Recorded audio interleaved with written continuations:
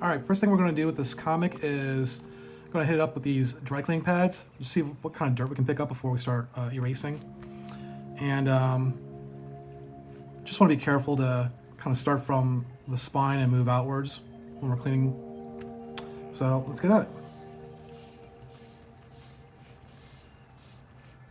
I want to check the pad every now and then to just make sure there's no filth on it.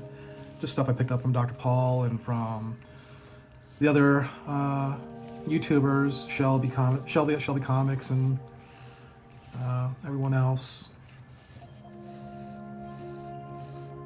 Feel a little bit of resistance up here on the comic.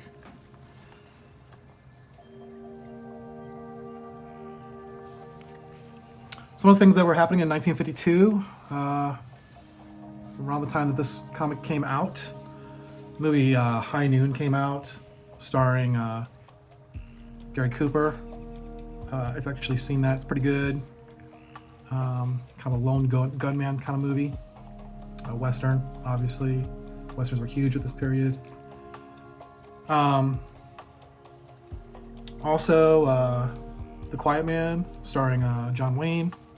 Never seen that. Don't know what that's about. I don't know, it sounds like a noir, but it's pretty sad that I haven't seen that movie because I'm a massive movie buff, but you can't see everything, I guess. Pick up a little dirt, not a whole lot. In music, in 52, Wish You Were Here by Eddie Fisher, You Belong to Me by Joe Stafford, Half as Much by Rosemary Clooney, who is George's mom, isn't she? Or is it his aunt? His mom? I don't know, one of the two. I Love Lucy was huge on TV. I think it had come out the year before, but 53. She was huge, obviously. Ozzie and Harriet, Dragnet, had come out in 51, but it was a pretty big show. Ernest Hemingway put out The Old Man and the Sea. Like I said earlier, Korean War was still going on, and a lot of comic books from this era kind of reflect that Cold War tension with Korea. And I'm not really picking up a whole lot of dirt. Look, there's a little bit. It's not that bad, really.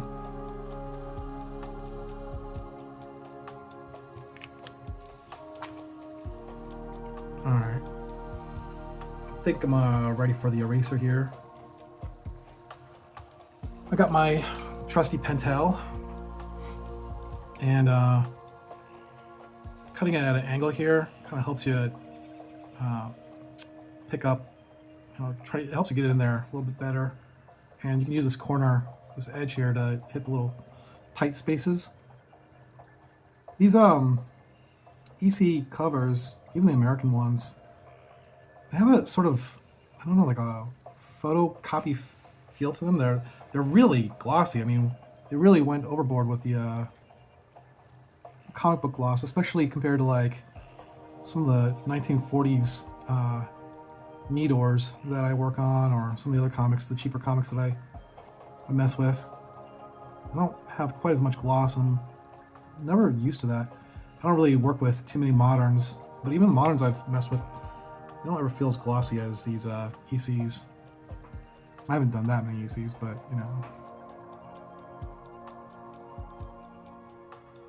I'm probably going to speed through most of this, so my viewers aren't bored watching me erasing letters. I know Shelby of Shelby Comics. He doesn't like doing this part. He doesn't like doing this stuff. And I feel a couple of the other conservationists are not thrilled about the dry cleaning aspect of this hobby. But I think I'm not going to speak for Dr. Paul or Larry or Jerry the Jitterbug or James or anybody else, but I feel kind of there's a little bit of a Zen feel for me, kind of just getting into the zone here, where you're just kind of like a little meditative. It's relaxing, especially if you bring up the dirt. I mean, yeah, I want to get the comic done as quickly as possible, but I'm not big on patience either, but you gotta be a little patient. The question is, do I want to So I gotta be careful with these cracks here. I don't want to erase right into the crack, especially where this paper is. Like a lot of times when they tape these pages, these rips up, this really should be going. I got some cotton here into the crease. This part of the page should really be going underneath this part of the page, but when they taped it up, they just kind of a little bit haphazard with it. And you know, it's kind of your choice whether or not you want to take off this stamp here, or the not stamp, but the pencil here. Sometimes it's a grease marker. I'll use a grease marker instead of a pencil. I'm not sure what that is, but it doesn't hurt the grade of the book if you leave it. Again, I gotta be careful to erase towards the edge of the cover. I don't want to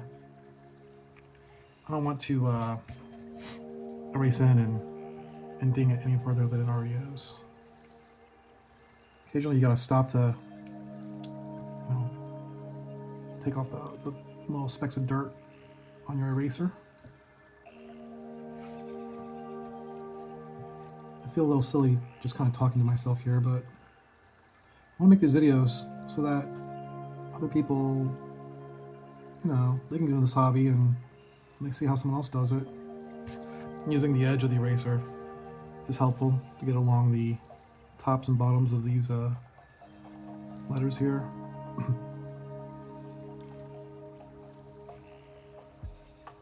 It's interesting to think that, you know, all this lettering was applied by hand. I'm sure they had a stencil, obviously, but, you know, there's no computers or anything to make sure that the formatting was perfect. Everything here is, you know, mechanical and done by hand, and it's just really cool to think about, like, all the work that went into making these comics for 10 cents, presumably even in Canada. For some of the more tinier little areas, you can use one of these STL erasers.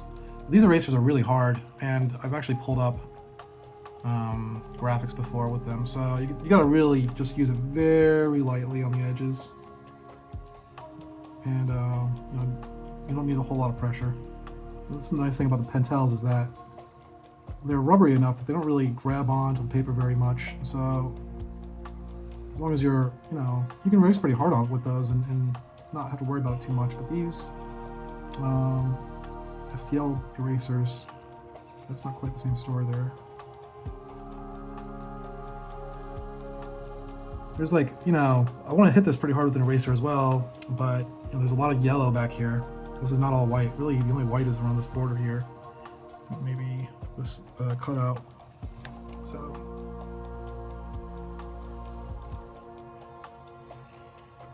again, I gotta be really careful with all these tears.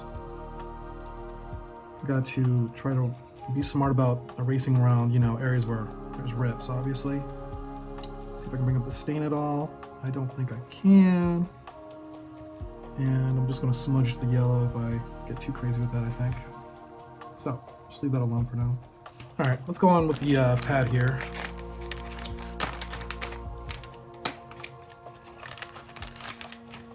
I just want to shake this stuff out onto top of the comic cover.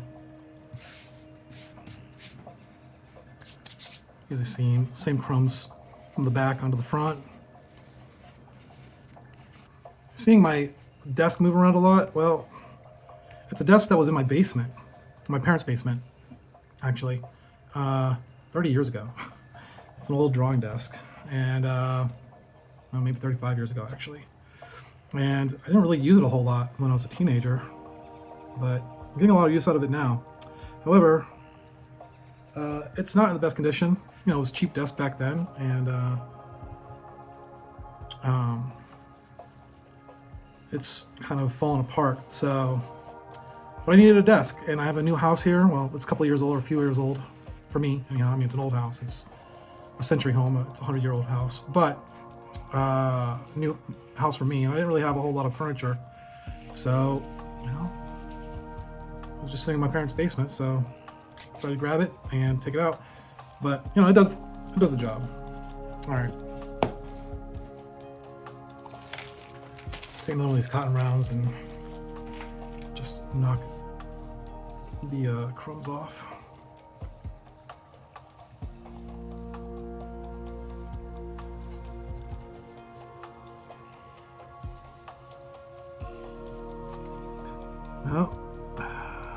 did it. I don't know if that was broken already, but if it wasn't, it is now. That's why you can't be in a rush. Damn. Oh well.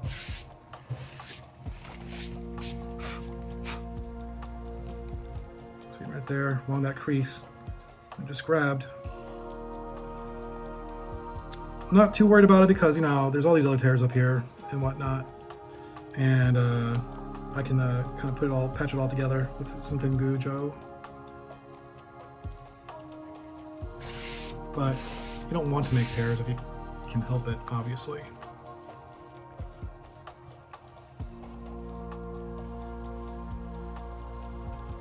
Alright, enough of that. I'm going to see if I can remove these staples. And the hard part is that it's kind of under tape here, I think. So that's doubly hard. Alright, I have this handy dandy staple tool from Immaculate Comics, but it's really intended for staples that are, you know, where they're supposed to be at. It's not really designed to pull up staples on the back of the book. And I don't know if I can actually get in there or not. Alright, it's an awkward camera angle, but hopefully you can see what I'm doing. I'm going to see if I can, like, drive the tool under the tape and under the staple. Looks like I can bring up the tape a little bit.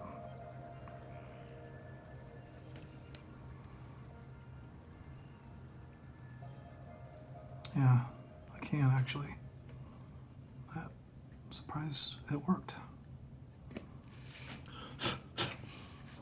A little bit of that eraser is getting underneath the tape here.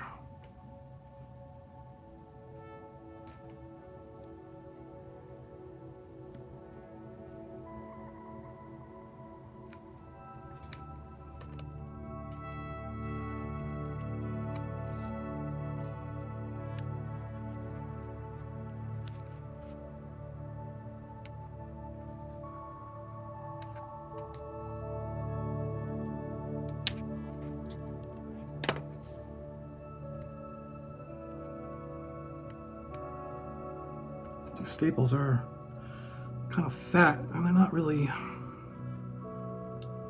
know, designed to hold this. I might have to get a different tool to get underneath here because this is in pretty tight. No, maybe not. I might have it.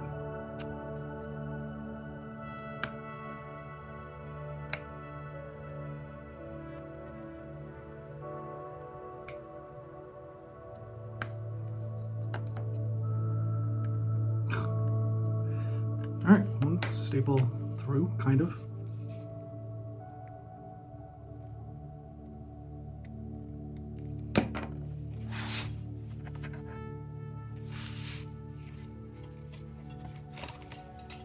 Get the trusty scalpel out here.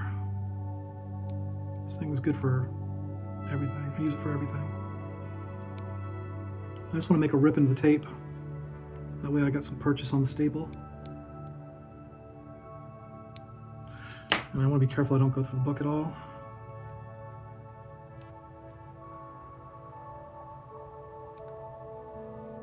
And I'm pulling up some paper I can see, but I don't think it could be helped.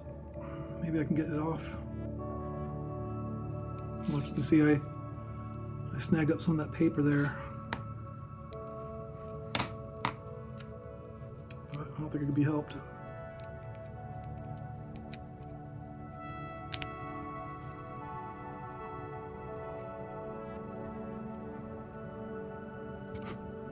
That scared me.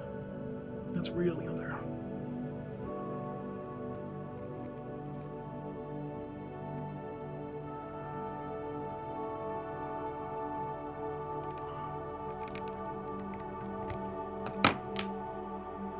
All right.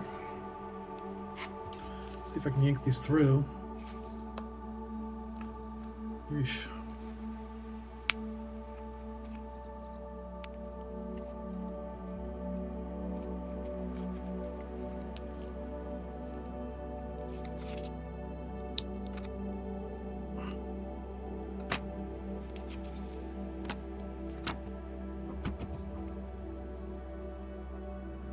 actually have to cut out the staple. I'm going to cut out the tape around the staple so I can pull the staple through. I haven't had to do this yet with any of my other comics.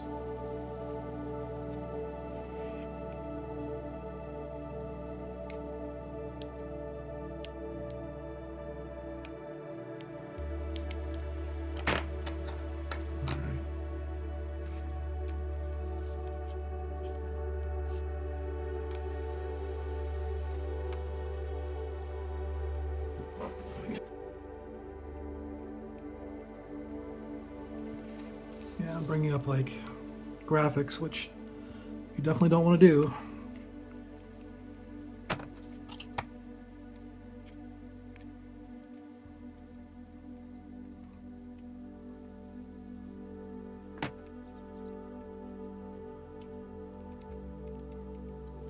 One staple out. Look at this thing. What a weird staple, huh? Definitely not for comics.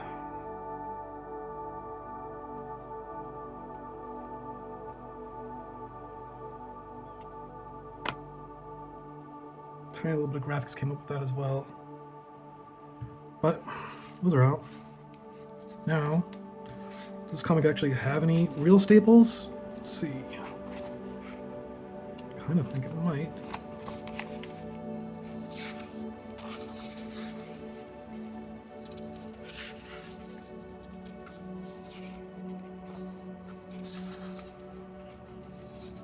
There we go. I see something. See one there, but it's at a very weird angle. I guess that's the centerfold. Okay. What's going on here, though? Alright, I don't need the magnifying again, so I'm going to have to move the camera a bit. Oh, I can get this one. I don't know if these staples came with the book either. I mean, they look a little bit more accurate. A lot more accurate than the last one, but...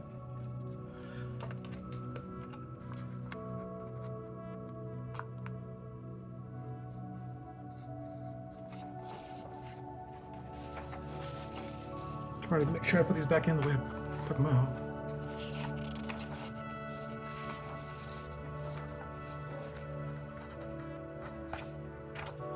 This is where it's connecting to this wrap. So I might have reached my limit. If I can pull away from this, well, I can take this out. All right. There's a little material there. I think I'm going to see if I can keep that so I can place it back into the wrap. Anyways, I'm gonna put in this little capable staple toolbox. I'm gonna keep all my little scraps in there.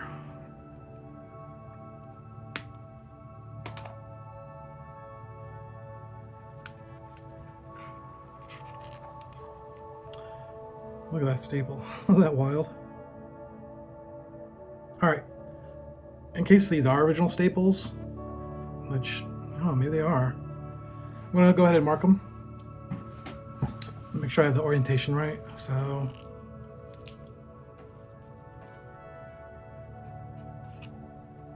T for top.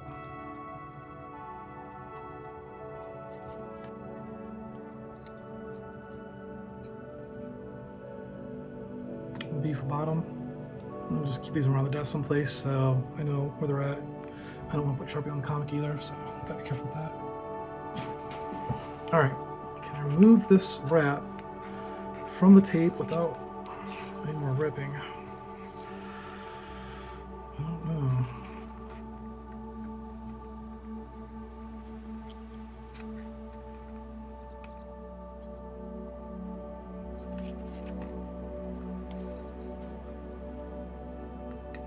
I'm not going to find out. I'm going to use some Bestine. And we're going to see if we can bring up just a little bit of that tape. I might call it a day right there.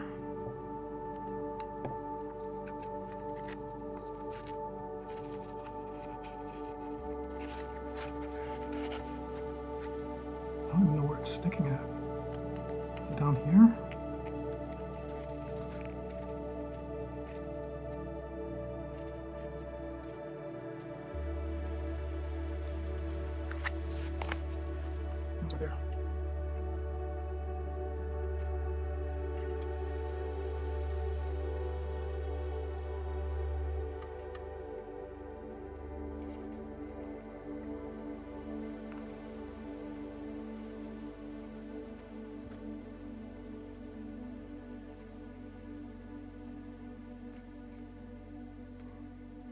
think I got it. See, I mean, it takes a while. You just gotta be slow with it. Oh. Maybe it was stuck to itself there. Oh, regardless, I got it off.